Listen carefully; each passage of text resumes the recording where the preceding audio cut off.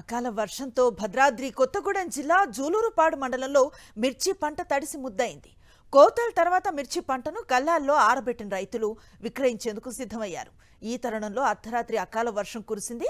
పంటపై కప్పేందుకు కవర్లు కూడా లేకపోవడంతో రైతులు తీవ్ర ఇబ్బందులు పడ్డారు. 6 గాలం కష్టపడి పండించిన పంట వర్షానికి తడిసి ముద్దయిందని రైతులు ఆవేదన వ్యక్తం చేస్తున్నారు. ప్రభుత్వం ముందుకొచ్చి తమను ఆదుకోవాలని కోరుతున్నారు.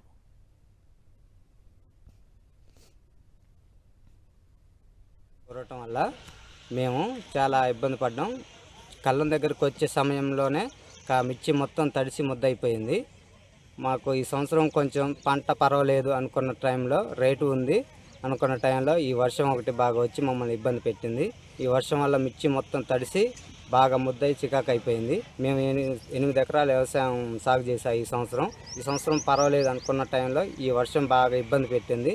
నైట్ అర్ధరాత్రి 12 గంటలకు రావటం వల్ల చేను దగ్గరికి వచ్చేసరికి పూర్తిగా తడిసిపోయింది. కళ్ళం మొత్తం తడిసిపోయి ముద్దయిపోయింది మిర్చి.